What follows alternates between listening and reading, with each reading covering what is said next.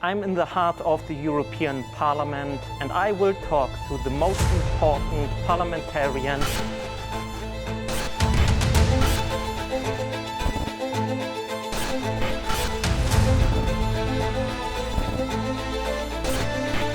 Jaak Madison, it's great to have an interview with you so that EPHI can discuss most important topics in the European Parliament. And I'm also going to start with the questions. Weber is leading the Conservatives and we have a conservative right majority in the European Parliament. Could that be a game changer? Well, thanks so much, Adam, for inviting. And right majority, I think in the very toxic questions about the Green Deal, ideology, migration, there is a so-called new majority can be between EPP, ECR, and the Patriots, and maybe also ESN, where is the AFD party. And on some other topics, very soft topics, there is still this old coalition like Socialist, Renew Liberals, Greens, and the EPP. But at least we know it very well that this so-called new majority with the EPP, ECR, and the Patriots are because of the German internal political situation. Because the new Chancellor Friedrich Merz has to prove that he can really make a change. He can stop the illegal migration. He can reform the economy. He can cut some taxes to give some boost for the entrepreneurs, the companies. And that's why they need also to change on the EU level. And who's the biggest group? EPP. Yeah. Who's actually the really whose fault is the Green Deal? EPP. Von der Leyen from the EPP. Who opened the borders? Angela Merkel from the EPP. So now they have to really prove that we have changed. Merz is a new guy. And well, EPP in the European Parliament, they need partners, and the only majority possible for the migration questions or the Green Deal is with the ECR and the Patriots. So it's realpolitik for Germans. Yeah, and what do you think, what kind of concrete impact it could have for the future of the European Union? The problem with the European Union, of course, it's a good and a bad thing at the same time. So it's like the huge cruise ship. So, and if the EU is trying to change something, it takes time. It takes a lot of freaking much time. So there is some impact, definitely, but it's very, very slow. Yes, there are some changes now about the Green Deal. For example, now the European Commission has said officially out that no, by 2035, there will be no total ban for the normal cars. I call them normal cars, where you can also drive during the winter with -30, like in Estonia. You don't have to worry about the battery in your electric car, what's getting much faster empty. There will be no total ban, but the Commission has said the limit is now 90%. They have to cut the emissions of the CO2 90% for the cars. So technically, it's some kind of blind trick that no, we will change this plan to ban everything, but it will be 90% ban. What the fuck? No, it's not working like that. So there is a small change has been, but we need, of course, definitely much faster change. Jaak, what signal does Weber send to those right of the Conservatives? So Manfred Weber is the leading Conservative in the European Parliament. What do you say? Well, Weber is very pragmatic. He's been in the European Parliament for most of his life. So I think he was 25 or something like that when he came here. It's the 4th or 5th term already for him. And he knows very well that all the course on the political spectrum is to the Conservative side all over Europe. So he knows very well that also the next elections, for the EU elections, Conservatives will win. On the German elections, he saw the result. AFD and the CDU got together about 50% of the votes. So the voters are really pissed off of the Socialists, the Liberals, the Green Deal, migration. And well, he's a pragmatic. And of course, now he's trying to be the strongest leader of the EPP to form the new pragmatic coalition with the CCR and the Patriots to make reforms for the EU. Because, well, I think he still has a dream to become the president of the Commission, like he had in 2019. So, so he's pragmatic. Yeah, true. Thank you so much. And what do you think? Courage to fight for new majorities. Is this something that we need more in the European Parliament? You mean especially the coverage in the EPP? Yes. Well, I know in the EPP there are very different kind of members, different kind of political parties from different member states. And there are some very, very good conservatives, very right-wing, very principled, but there are also like actually liberals. I think there are also some guys who could be also on the same way in the Greens or in the leftist group. So there are some concerns definitely like in the EPP because they are always trying to be, the acceptable on the dancing floor for the socialists and liberals, that they are pro-European, beautiful political force. And of course, we can't vote together with the Marine Le Pen party or with AFD. They're so terrible. But at least I think that Weber has proven that he's not afraid to be on the same picture with also the very right-wing guys from the Patriots. ECR has always been like a good partner for the EPP. But we need Patriots for the very critical votes. So I think the majority of the EPP is driving on the right direction, definitely. Maybe some guys there are more afraid still, but they are not making so big impact. So do you think there is a momentum of change in the European Parliament right now, like a tipping point momentum for a conservative and those to their right long-term coalition if we are looking at the upcoming years? Yeah, probably, because like one of the biggest changes has been that this kind of cordon sanitaire is broken. So I remember very well 2019 and also before, the socialists were pushing the cordon sanitaire. Explain to me and to the viewers who don't know like what 2019, when I was elected first time to the European Parliament, from the national parliaments, I was in the political group called Identity and Democracy, ID.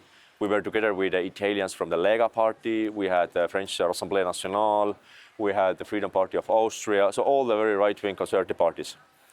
And we were in the so-called cordon sanitaire. So it means that the socialists and the liberals from Renew were pushing the idea that if there are any kind of elections for example, chairmen of the committees, vice presidents of the committees, vice presidents of the European Parliament, that normally we have a democracy here, so-called democracy, that we have a Dehon system, that the bigger is the group, the more seats you have.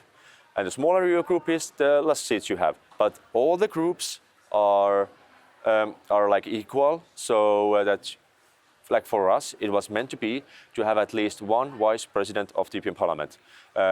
We could also have like several vice presidents of the committees, but we got none. Because when there was elections inside of the committees or in the European Parliament to vote, because we have a president of the parliament, but we have also 16 vice presidents. Yeah. Generally, like 4 of them are from the EPP, 3 of them are from the socialists, and then Renew, 2 of them are from the liberals, and 2 or 1 are from the very conservatives or from the left. But when we set up also our candidate, because it was meant to be, our candidate to be elected as a vice president by the Dehon system, to be equal, because we have also like millions of votes all over Europe, we have democracy, then always the setup like the alternative candidate, and of course this majority by the socialists, the left Greens, and also EPP unfortunately, they were voting for the alternative candidate who would be like acceptable, pro-European liberal or socialist. So that was so-called democracy, what we had here. With plain words, they said you cannot play with us at a table. Exactly.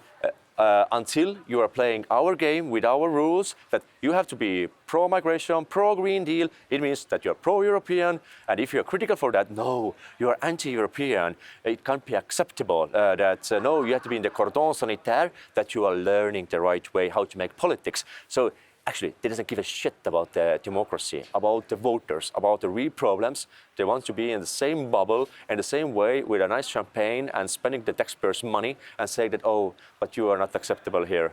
And now the result is that this constitution is broken. EPP has to vote together with the ECR and the Patriots. Also, the ESN is accepted in many votes. And now the socialists are screaming like pigs that, oh, EPP is now there. And we say that, yeah, get the fuck out, really.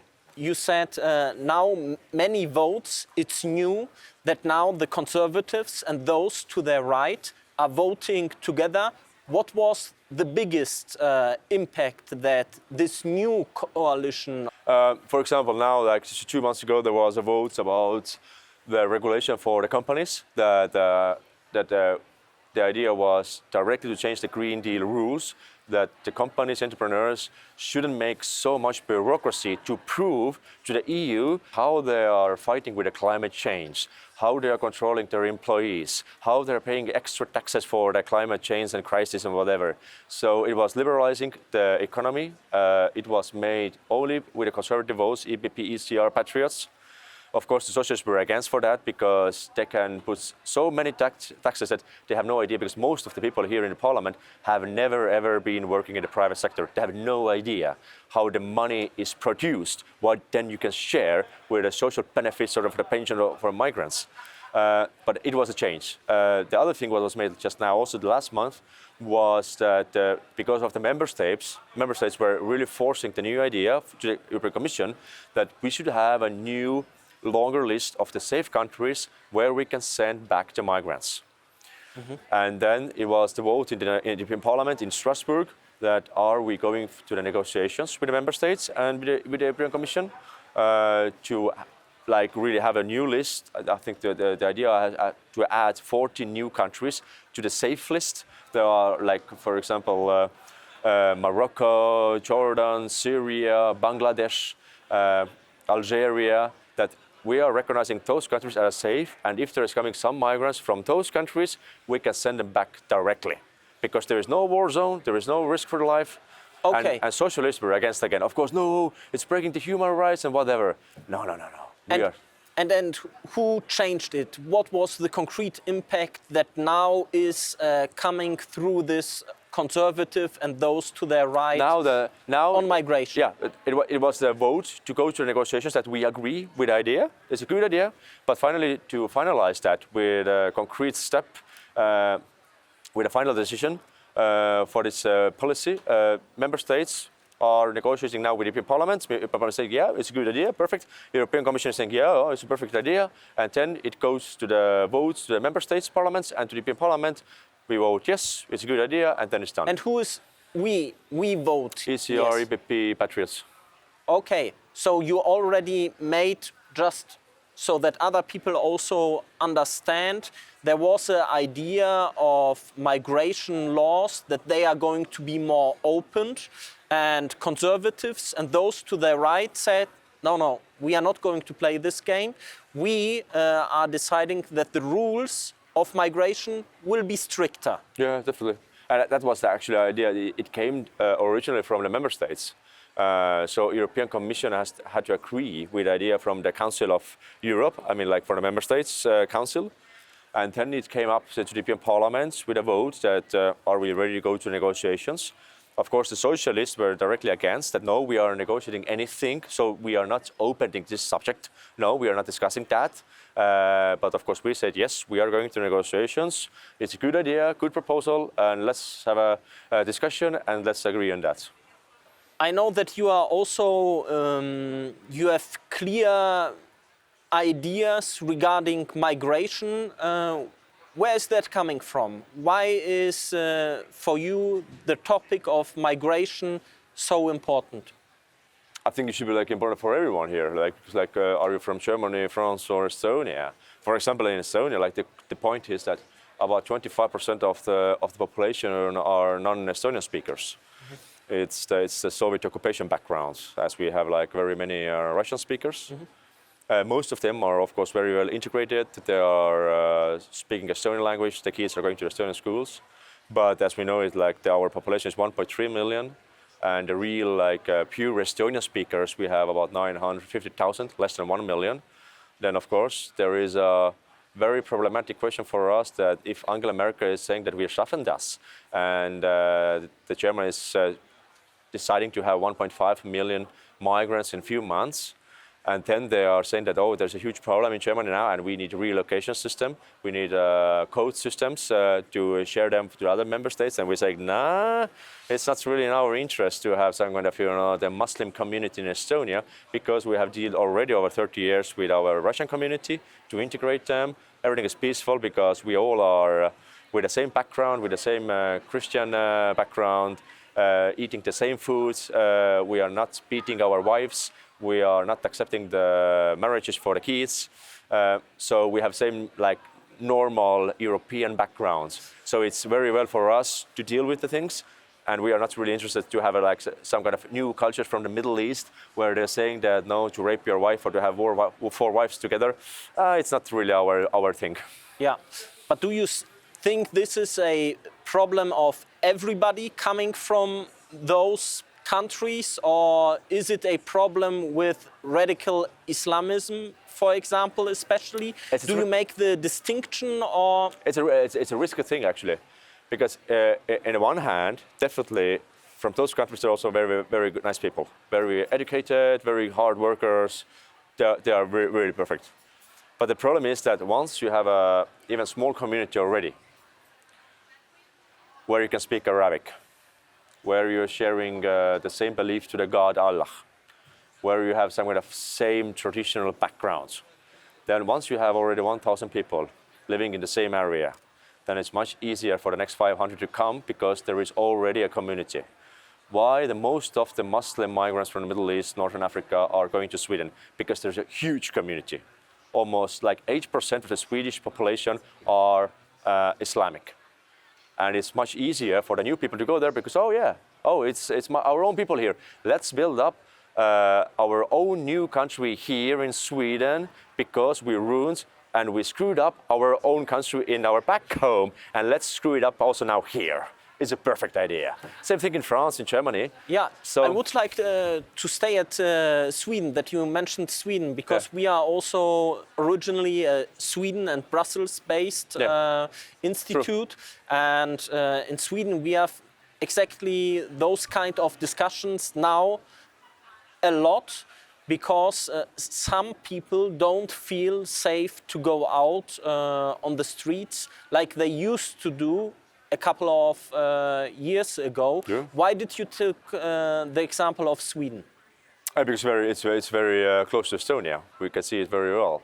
Because also like our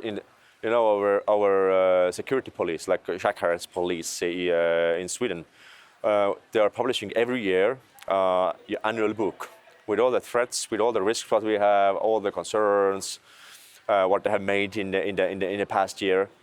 And in several books, in several years, they have also very clearly out that they're monitoring very many people, especially Muslim background people, who are traveling between Sweden and Estonia by the ferries, cruise ferries. And why is that a danger? Because there are concrete persons who are directly connected with Al-Qaeda or radical groups from the Middle East, who are involved in the terrorist groups, who are somehow connected, who are sharing the same views. And of course, they're monitoring directly those concrete people, those persons who are traveling from Sweden to Estonia and then they're going back to Sweden, that for what reasons they are coming to Estonia, who they are meeting, what they are doing. Because if we know it exactly that they are directly connected with the radical Islam organizations, that they are, of course, the idea for them is that to build up also like small organizations, small communities in the new countries, like for example in Estonia. And of course, we are trying to avoid it like in every cost. We talked about migration, and I also know that you are one of the few members of the European Parliament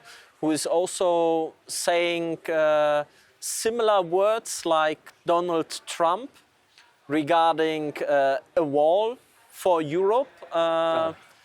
Please help me to understand. Do we need a wall for Europe? The technical problem is that it's technically very, very tough and complicated to build a wall on the Mediterranean Sea. But the idea like that, it's very simple to do it. Because finally, what is the main argument by the socialists and liberals here? That, we can't push back the people. We can't build a wall on the sea. Yeah, we can't build the wall on the sea. Yeah, true. But can we do pushbacks? Of course we can do. Is it nice? No, not maybe for everyone, but it's reasonable. It's totally legal. So, are you in favor of pushbacks? Definitely. Because the problem, now the technical problem is that, and also it's absolutely legal. For example, Lampedusa Island. I was there like 2 years ago. When they had directly orchestrated illegal migration from Tunisia. the illegal groups were working to have human trafficking to Europe from Tunisia. Tunisian government knew it, didn't do anything. They didn't stop them on the beach or on the Tunisian side. They let all the boats to go to the sea, and once they're crossing the border at the sea, then the small ships and the boats from the Lampedusa Islands, the Coast Guard, Frontex, paid by the European taxpayers' money. They went to the sea to pick all those people onto the board and to take them to the Lampedusa side. And we were there, and the main question said, okay, you are going to have research on the sea to find migrants. Why don't you take them back to the Tunisian side? Because Tunisia is a safe country, Yes. totally safe country. Yeah. And why is that not possible? No, because then we have to break the border of the Tunisia. We can't do it. Yes, you can do it. Actually, it's a threat for the security. We don't know the background of people. They have actually thrown away the passports. They're saying that they are from the war zone, from Iraq or wherever. Of course, they're lying.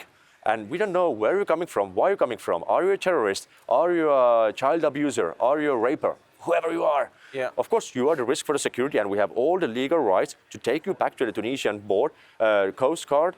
And if the Tunisian government doesn't like it, well, that's now your problem. Protect your border. Yeah. So do you think protecting the border through a wall, may it be more fences or even naval coast guards? Definitely. This is something that Europe needs. That's the funny thing, but also again the leftists and liberals, actually, whose fault is that the current migration policy for the last 50 years? Why the Sweden is screwed up? Because of the socialists. So they have made a problem, and now they're saying, oh, there are no fences or border walls who can just keep the people away. They're still coming. No, they're not coming.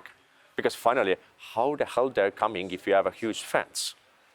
So but do you believe it is a realistic project that we will have a, let's say, a Donald Trump-like European Union wall? I really hope so, but at least we are doing this in the Baltic states. We have a very nice border control with Russia, especially not only because of the war, also for the human traffickers, also because of the drug smugglers, to avoid any kind of, the illegal border passing. So we have it, and it's working. So yes, the fences are working very well. So do you think that migration policies could get a big change on European level if conservatives and those to their right decide to work together on it? It can have a change, but of course, generally, there has to be change also in the member states, because finally the EU can push for some ideas and some policies, but finally it has to be done like in the member state, for example, in Germany. For example, in Denmark, so even though that maybe like the EU generally is a very liberal leftist at promoting the migration, but for example, Denmark, even though they have a socialist government, they are very, very critical about migration. They have a very strict policy now. They are opening the refugee camps actually in Albania or in some other third countries where we can really help those real refugees, real people who really need help. And then if they're real refugees, yes, we can take them into our country, but it's max 5 to 10% of the whole population of the migrants. And you can have a very strict policy, no problem at all. So you don't need EU for that. And so finally it has to be done like in the member states. Because now you are saying, yes, by the member states, but I also remember that you said something, regarding more fences, how the European Commission could pay for that and invest more. Yeah, that would be one of the ideas. Like if you, especially like the main argument for that is that, like if you want to keep the free movement inside of the Schengen area, inside of the European Union, if you want to have a safe movement, if you can have total security, that we know exactly that which kind of people are traveling from Denmark over the bridge to Germany, and from Germany to Greece, that they are legal people, they have a secure background, everything's okay. So that's why, of course, we have to protect the external borders. We have to guarantee that no illegals, no terrorists, no smugglers, narco smugglers are coming to the EU level. So, and for that reason, yes, if we want to keep like the free movements inside of the Schengen area, we should have also like the more finances for the external border protection. But if the EU is not paying for that, okay, whatever, then the member states can do it themselves. Okay, member states are going to have the final call. They should have it, definitely. Yes. Yeah. I would like to change also to the topic of the Green Deal. We mentioned it before, and you already said that regarding the combustion engine, that we are going out of the complete ban of the combustion, or like you said, the normal engine. What do you think, what else could and must be changed regarding the Green Deal so that businesses can flourish? So generally, the main question for the businesses are regulations. Like for example, for the farmers, how much do we have to have a paperwork? How many lawyers we have to hire to make all the paperwork, to work with all the regulations, with the new rules, with the new laws? So it takes time for the businesses. It takes money. So and finally, the very many businesses are saying, okay, it's easier for us to actually move from the European market to the US market. It's much less regulations there, less taxes. So it's much better for the businesses. If you look about like the 10 biggest tech companies in the whole world, they're all from the US. Why? Because it's almost impossible to start your own tech company in the European level. Why? Because you have regulations. And you have to pay more taxes. So finally, for the business owner, the main thing is that where can I make money? That's the idea of the capitalism.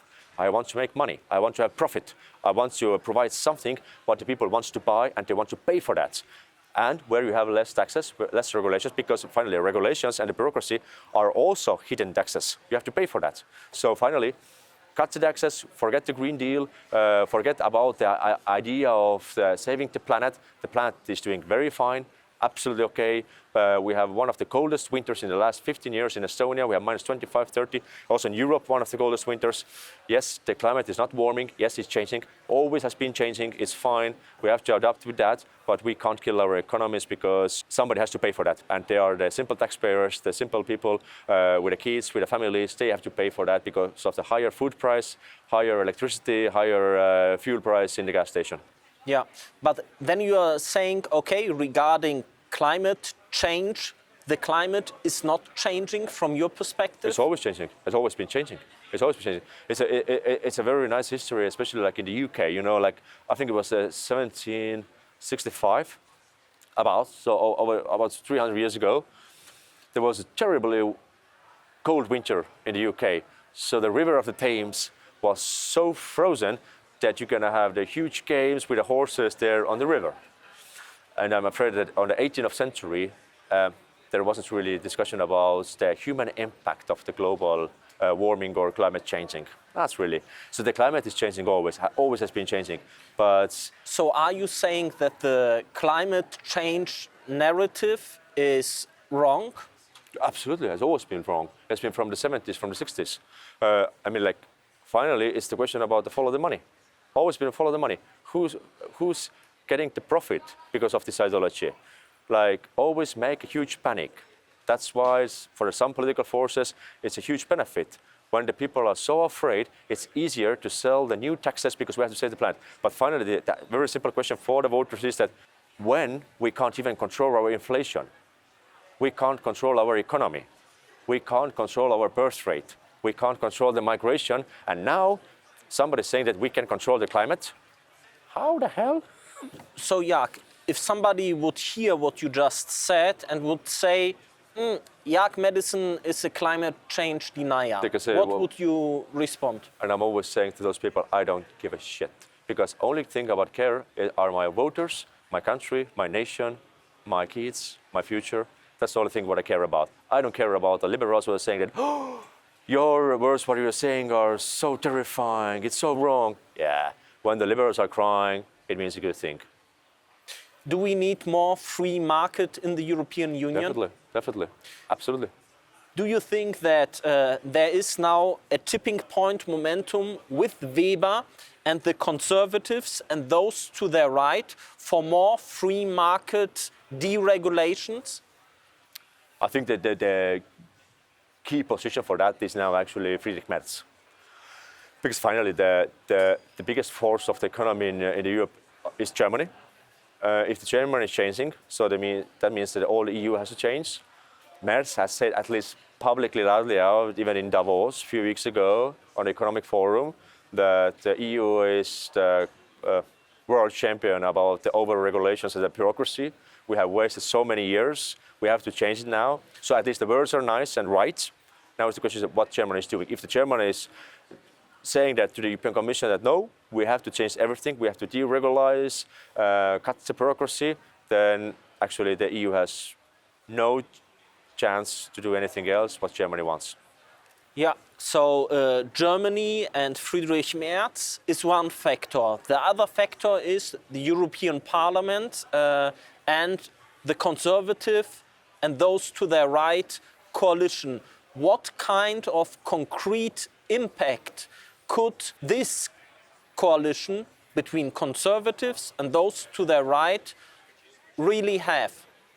Yeah, I think like finally, if the Friedrich Merz and the German government with the CDU are coming out with concrete proposals, we have to cut this, and this, we have to do this change, then of course the EPP has to agree with that. It's EPP means CDU, and when we are cutting the bureaucracy, less regulations, no Green Deal, I think the ECR and Patriots are from the first moment on board.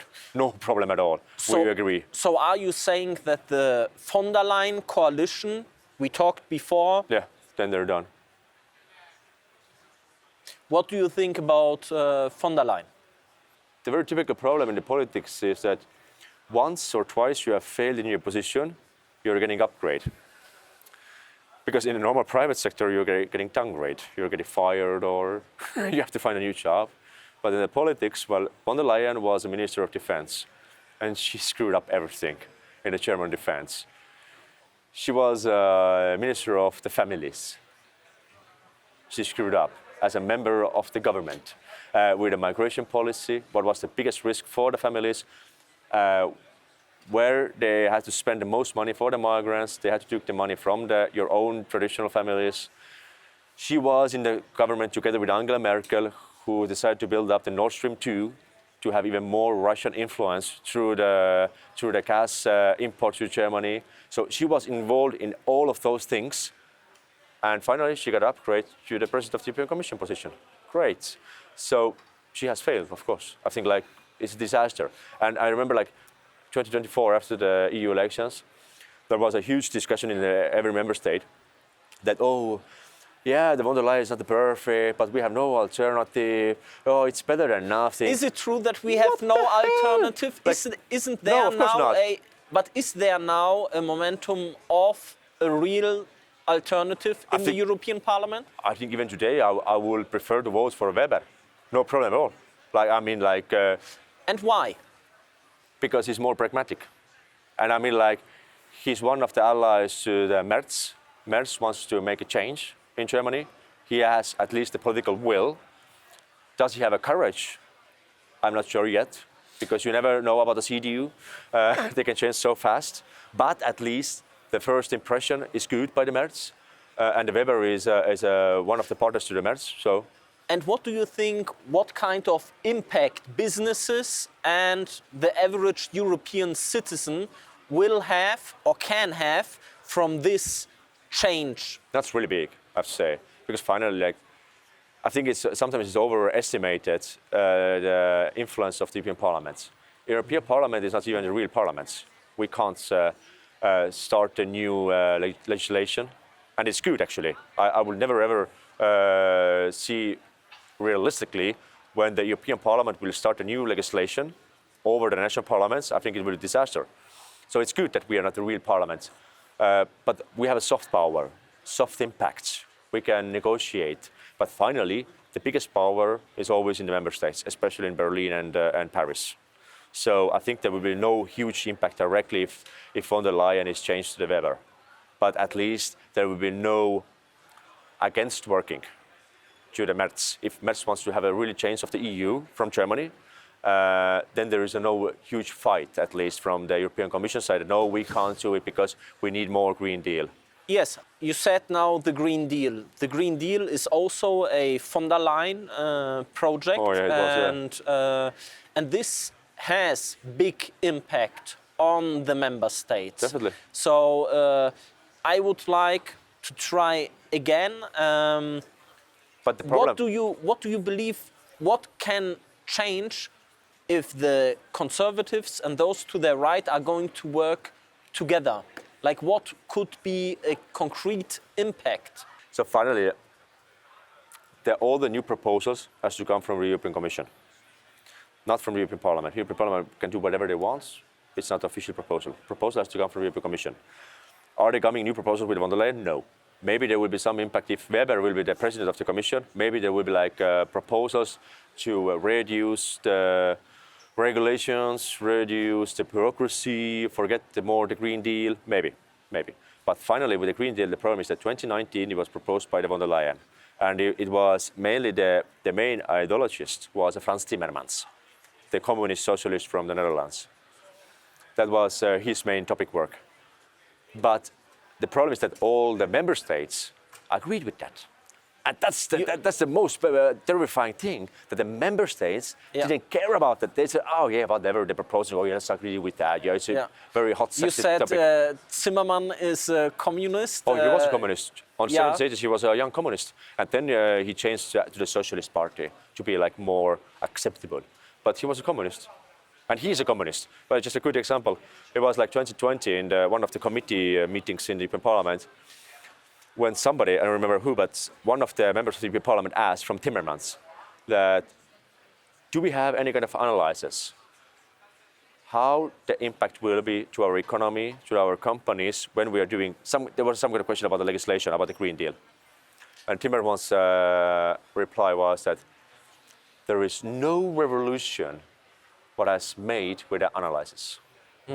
So the idea is a revolution. We don't care about the impact. We don't care about how much does it cost. We are making a revolution, exactly like the Bolsheviks in 1918 in the Soviet Union. Yeah. Exactly the same ideology. We don't care how many millions we have to kill in Gulag, but we are making a revolution. And that's okay, now they are doing this on the soft way, but they are making a revolution.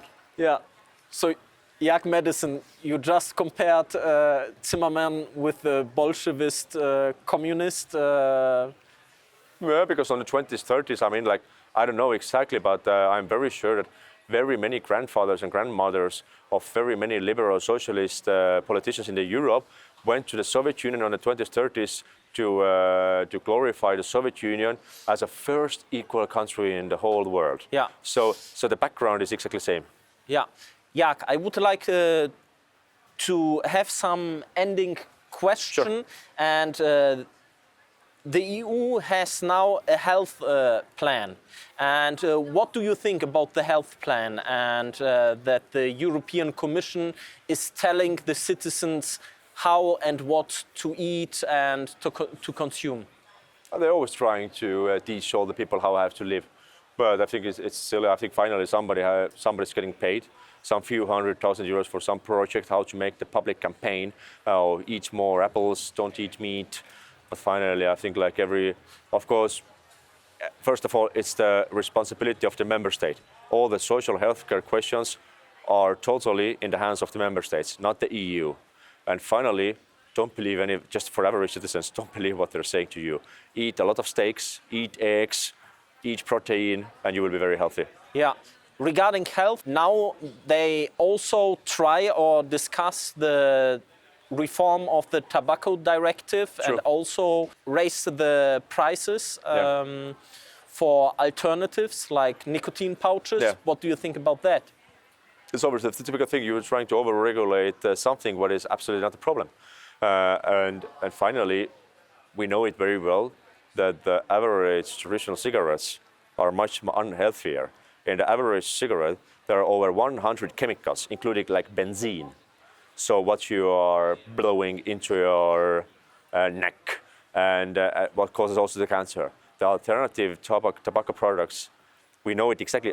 There is no 100% healthy tobacco product. Never ever. But they are less risky. Definitely are less risky as a Nicopass or the snus from Sweden. And finally, now the question is that how the member states are reacting, because again, like it can be a proposal from the European Commission. They have proposed always very, very many silly things. So are you saying more personal freedom Absolutely. and less intervention from the European Commission? Absolutely. But I mean, like, I'm definitely in favor of the personal freedom and also personal responsibility. What I believe is that if you want to kill yourself with 1 liter vodka every day, do it. But once you're getting the sickness, pay for it. So I mean, like, we need more freedom and more responsibility, because otherwise we are like the kindergarten when we are saying to the adults that, oh, don't do this and this and this, because otherwise maybe you will die earlier. No, if you want to die earlier, die. I would not like to have this as the final word. Thanks a lot. But I want to say thank you, Jaak Madison, that you took the time to discuss with EPHI, and I hope we are going to see us again, and we are going to follow also your progress here in the European Parliament. Thanks so much. Brilliant. Thank you so much.